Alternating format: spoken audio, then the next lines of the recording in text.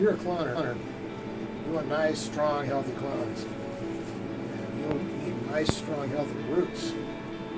So if you want shoots, you need roots. If you want those, you need my weed minerals.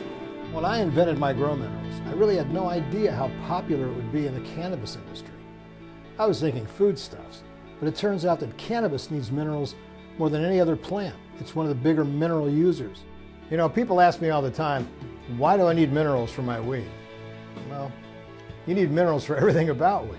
But if you look at this chart of the terpene output in plants grown outside compared to the terpene output of plants grown in hydroponics, there's a dramatic difference in the fragrance molecules produced by cannabis. That's because outside, nature provides this many elements. Nature provides all the ionic elements needed for necessary growth, around 54 of them that are known. Most fertilizers only provide this many elements, the NPK and 8 or 9 other ones. My grow minerals provides this many, pretty close to nature, and that's why we see faster growth, stronger root development, better bud growth, better trichome production.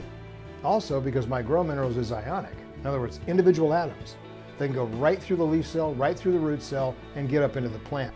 And because these minerals go through leaves, it's great as a foliar spray late phase in bud development. Because if you can deliver the minerals directly to the leaf will get those minerals up into the trichomes. Not to mention that these ionic elements actually stimulate the genetics in leaves to produce more trichomes, these aerial structures that erupt from the leaf surface. So if you want more trichomes, stronger weed, better taste and fragrance, you need my grow minerals. Here's a good example. Here's 30 samples of Blue Dream tested in Seattle dispensaries. Now, if you'll notice, none of them have the same amounts of CBD or THC. That's because these high and low amounts are due to mineral deficiencies of manganese and iron during growth. It's been shown in international studies in Spain and in the Netherlands that divalent iron and divalent manganese, these are individual ions with a high valence potential, are necessary for the synthase molecules to wrap around. They act as a substrate. You've got this mineral ion that comes up into the trichome. You got these synthase molecules that get attracted to it and they conform around it and change their shape.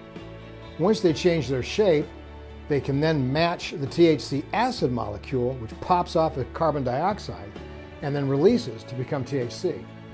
Without mineral ions, you don't get the formation of these cannabinoid compounds. Now, what's really interesting is how important the terpenes turn out to be. The terpenes end up being very strong agents in anti-cancer use.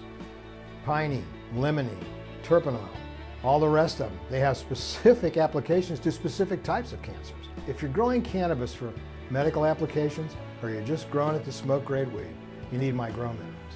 It's great for making great clones. You can use it to restore the minerals in your mother plants growing medium so that your mother plants continue to make strong clonal output. The reason mother plants get weak is not because they burn out, it's because they've used up all the elements down in their grow medium. If you put the elements back down there, the plant sucks them up, the plant can make more shoots, you get great clones again, and then you end up with really great starts to start the system, to start your phenotype growths. So if you want really great weed, and you want a really easy job of doing it, you need my grow minerals. Now, what's really cool is this, because I know a lot of you growers aren't just onesie-twosie guys. You use lots of reservoirs, 25s, 50s, 100s, 1,000 gallons, 500-gallon reservoirs, and the bottles are designed for those specific sizes. Here's how to determine what you need. I've reformulated the concentrations so that a 16-ounce bottle is perfect for a 50-gallon reservoir.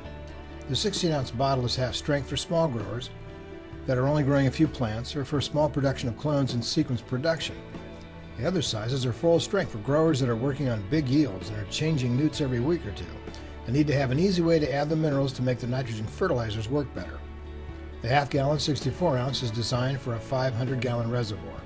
The gallon 128-ounce size is right for a 1,000-gallon reservoir.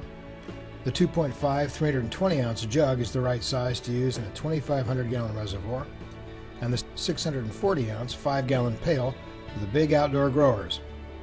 Use it for 5,000-gallon reservoirs.